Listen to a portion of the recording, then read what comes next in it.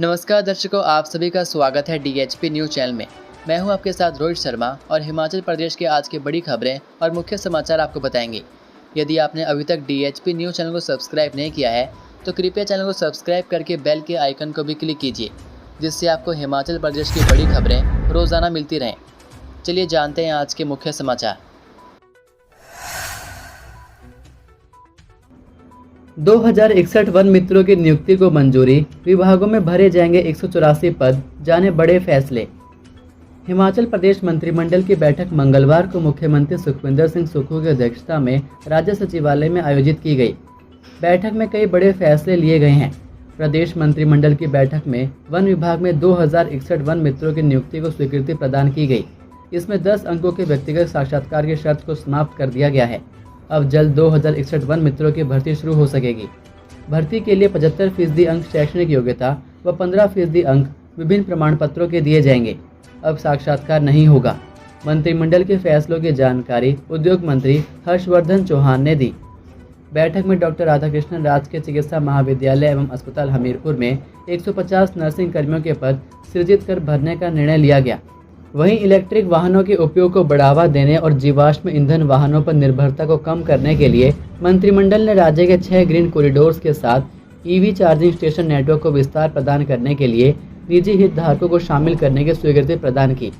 वर्तमान में हरित गलियारों पर 77 EV चार्जिंग स्टेशन पहले से ही कार्यशील हैं। मंत्रिमंडल ने वाहन फिटनेस आंकलन के लिए स्वचालित परीक्षण स्टेशन की स्थापना को भी मंजूरी दी, जिसमें उन्नत स्वचालित उपकरणों का उपयोग किया जाएगा। इसका उद्देश्य राज्य के नागरिकों को बेहतर सेवा प्रदान करने के लिए 5 ऐसे स्टेशन स्थापित करना है।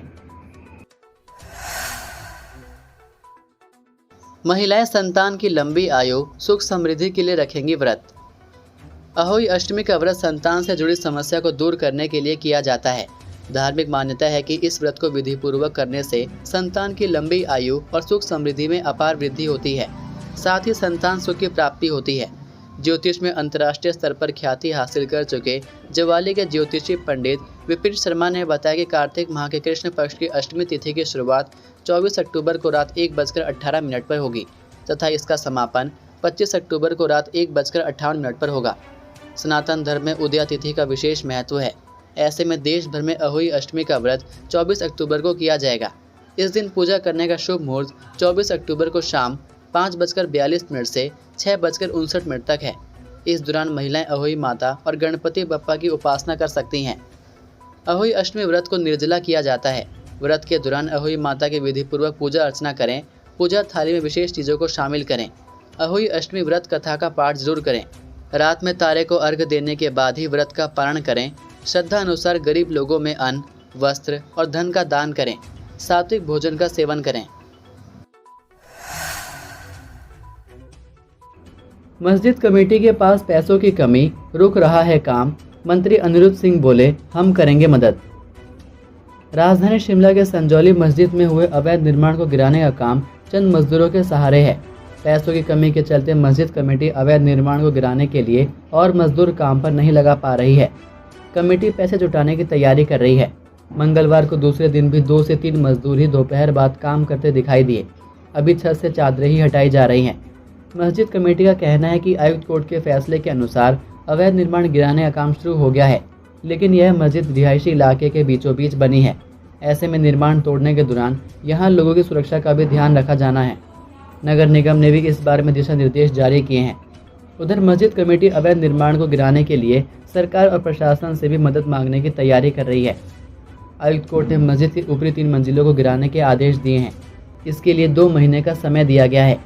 मस्जिद कमेटी का मानना है कि फंड और मजदूरों की कमी के कारण इस काम में 3 से 4 महीने भी लग सकते हैं। वहीं ग्रामीण विकास और पंचायती राज मंत्री अनिरुद्ध सिंह ने मस्जिद कमेटी की ओर से संजौली में हटाए जा रहे अवैध हिस्से के कदम का स्वागत किया है।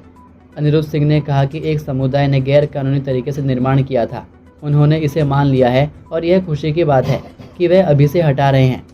संजौली मस्जिद कमेटी के अध्यक्ष मोहम्मद लतीफ़ के उस बयान को लेकर भी कैबिनेट मंत्री अनिरुद्ध सिंह ने प्रतिक्रिया दी, जिसमें मस्जिद कमेटी की ओर से यह कहा गया था कि उनके पास मस्जिद के अवैध हिस्से को हटाने के लिए फंड की कमी है। अनिरुद्ध सिंह ने कहा कि अब तक मस्जिद कमेटी उनके पास मुलाकात करने के लिए नहीं आई है। अगर भविष्य में वे मुलाकात करने के लिए आते हैं तो वह ज़रूर उनकी मदद करेंगे। उन्होंने कहा कि कांग्रेस सबकी मदद करने के लिए जानी जाती है। उन्होंने कहा कि वह आर्थिक रूप में और श्रमदान के रूप में मदद करने के लिए तैयार हैं। एचआरटीसी वोल्वो की जगह चलाएगा 30 लग्जरी इलेक्ट्रिक बसें, खरीद प्रक्रिया शुरू। हिमाचल प्रदेश को हरित राज्य बनाने के लिए एचआरटीसी लग्जरी इलेक्ट्रिक बसों का संचालन शुरू करने जा रहा है। परिवहन निगम ने 30 इलेक्ट्रिक लग्जरी बसों की खरीद प्रक्रिया शुरू कर दी है।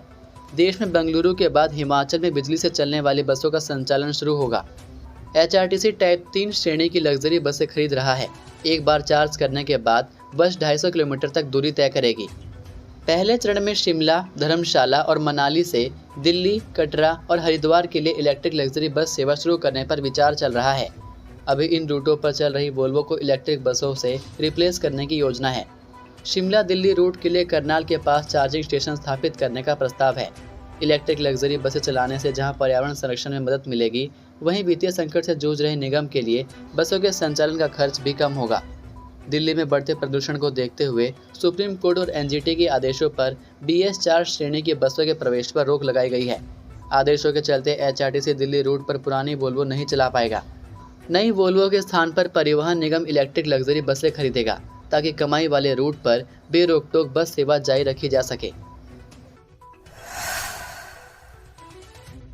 सचिवालय के समीप दृष्टिबाधित संघ ने किया चक्का जाम, पुलिस ने किया हल्का बल प्रयोग। शिमला में राज्य सचिवालय के समीप मंगलवार सुबह दृष्टिबाधित संघ ने जोरदार प्रदर्शन किया। साथ ही सचिवालय से कुछ दूरी पर सड़क पर सुबह 11 बजे से 11:30 बजे तक चक्का जाम किया और सरकार के खिलाफ जमकर नारेबाजी की। चक्का जाम से ट्रैफिक ठप हो गया। इसके बाद पुलिस ने हल्का बल प्रयोग कर दृष्टिबाधित संघ के पदाधिकारियों को सड़क के एक किनारे बिठा दिया। इसके बाद ही ट्रैफिक बहाल हो पाया। दृष्टिबाधित संघ बैकलॉग की भर्तियां न होने से नाराज हैं।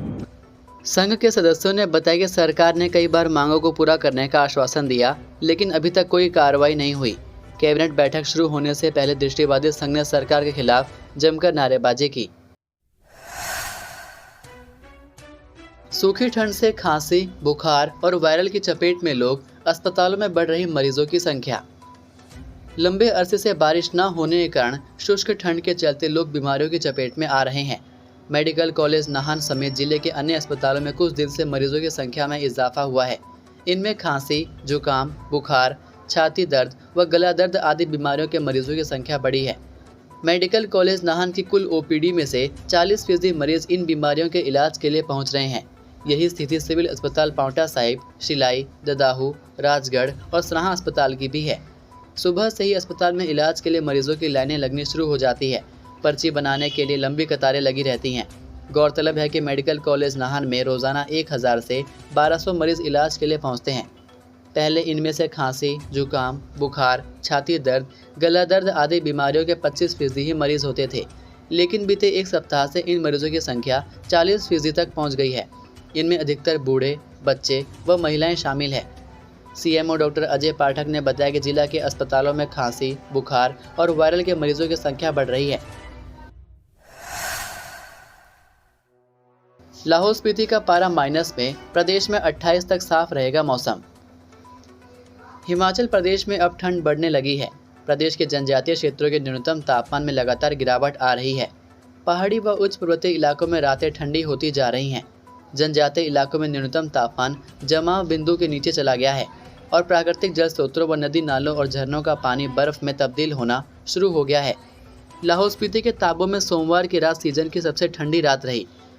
मौसम विभाग ने आगामी 28 अक्टूबर तक बारिश बर्फबारी की संभावना से इनकार किया है।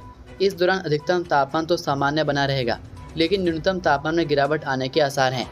मौसम विज्ञान केंद्र शिमला की दैनिक रिपोर्ट के अनुसार लाहौल स्पीति जिला का ताबो सबसे ठंडा स्थल रहा, जहां न्यूनतम तापमान -1.2 डिग्री सेल्सियस दर्ज किया गया। इसके अलावा कुकुमसेरी में न्यूनतम तापमान 1.5 डिग्री, केलांग में 3.1, समधो में 5.5, किन्नौर के कल्पा में 4.6 डिग्री व रिकांगपियो में 8 डिग्री सेल्सियस रहा। नशे में बस चला रहा HRTC चालक सस्पेंड। राजधानी शिमला के साथ लगते ग्रामीण क्षेत्र शोघी शिमला सरी रूट पर नशे की हालत में बस चला रहे HRTC चालक संदीप कुमार को निगम प्रबंधन ने सस्पेंड कर दिया है। जानकारी के अनुसार मंगलवार को सुबह शिमला सरी रूट बस चालक नशे में बस चला रहा था। वहीं 1 से 2 स्थानों पर चालक ने बस को पैरापीट पर भी चढ़ा दिया।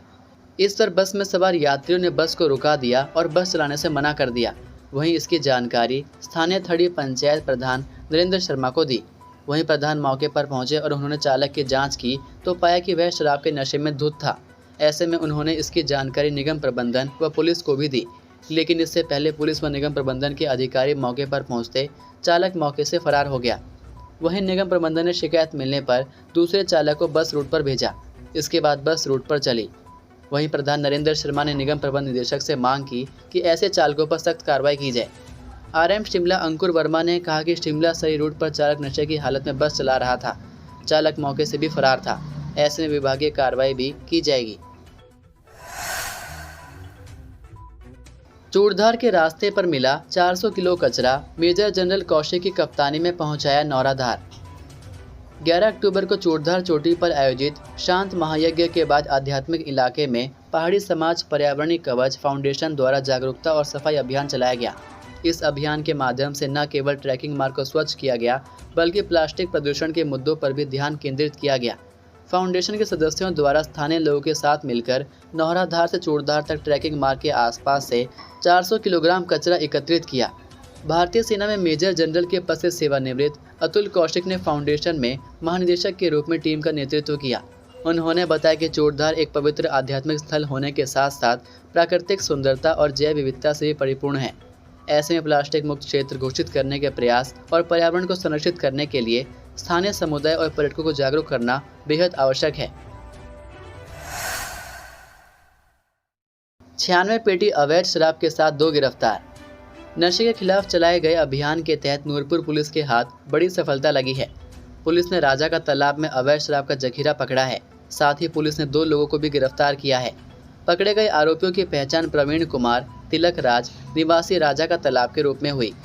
पुलिस ने दोनों के खिलाफ मामला दर्ज कर आगामी कार्रवाई शुरू कर दी है। बता दें कि पुलिस ने यह कार्रवाई गुप्त सूचना के आधार पर की। पुलिस को सूचना मिली थी कि जट पैलेस राजा का तालाब में अवैध शराब रखी गई है। पुलिस ने सूचना के आधार पर दबिश दी और मौके पर 96 पेटी देसी शराब की बरामद की। ये थे आज के मुख्य समाचार। हिमाचल प्रदेश की बड़ी खबरें रोजाना जानने के लिए सब्सक्राइब कीजिए DHP न्यूज़ चैनल को और बेल आइकन पर क्लिक करें, जिससे आपको प्रदेश की बड़ी खबरें हमारे द्वारा मिलती रहें। वीडियो को लाइक और शेयर ज़रूर कीजिए और आप हमारी वीडियो कौन से शहर से देख रहे हैं नीचे कमेंट करके ज़रूर बताइए। वीडियो में अंत तक बने रहने के लिए आपका बहुत बहुत धन्यवाद। जय हिंद, जय भारत, जय हिमाचल।